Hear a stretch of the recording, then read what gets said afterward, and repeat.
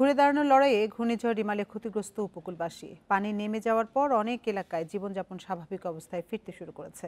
ঝড়ের আঘাতে ভেঙে যাওয়া ঘর মেরামত করেছেন ক্ষতিগ্রস্তরা। এদিকে ঘূর্ণিঝড়ের পর কয়েকদিন পার হলেও এখনো অনেক এলাকা বিদ্যুৎ বিচ্ছিন্ন।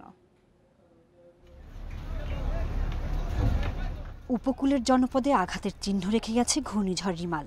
পিরোজপুরে বিধ্বস্ত হয়েছে ৩,০০০-এর বেশি ঘরবাড়ি। স্বাভাবিক জীবনে ফিরতে ভাঙা ঘর মেরামতে কাজ করছেন ক্ষতিগ্রস্তরা। এই এলাকায় আর কি কাজবাজ করে বিদ্যুতের তাদের জানাচ্ছে, তারা বলে যে আপনারা প্রত্যেকটা ঘর থেকে আর কি টাকা উঠান, তাহলে আমরা বিদ্যুতের সংযোগটা তাড়াতাড়ি কিনে দেবো।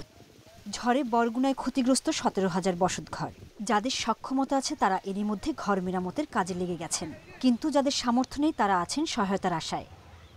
সহযোগিতা তো চাই, কারণ ঘর দুয়ার তো ভেঙে আছে এবং ওই যে গাছ পড়ে পুরোটাই বারান্দা ভেঙে আছে। এই গাছপালা সরাইতে আছি, কি করবো, নাইলে কীভাবে থাকবো কোন? হ্যাঁ, পানি পড়বে এই জন্যে। দুর্যোগের পর ঘুরে দাঁড়ানোর লড়াইয়ে পটুয়াখালীবাসী। রাস্তাঘাটে ভেঙে পড়া গাছ সরাতে নিজস্ব উদ্যোগে কাজ শুরু করেছেন স্থানীয়রা। জোয়ার জলোচ্ছ্বাসের পানি এখনো নামেনি অনেক এলাকা থেকে।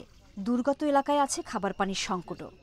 খাল বিলের পানি খুব নষ্ট হয়ে গেছে, এরা এগুলো ব্যবহার করতে পারতেছে না, আমরা খাবার পানি পাইতেছি না। এদিকে অনেক এলাকায় এখনো স্বাভাবিক হয়নি বিদ্যুৎ সরবরাহ। পল্লী বিদ্যুতের লাইন সচল করতে কাজ করছে কর্তৃপক্ষ। সোহেলি জাহান, ইন্ডিপেন্ডেন্ট নিউজ।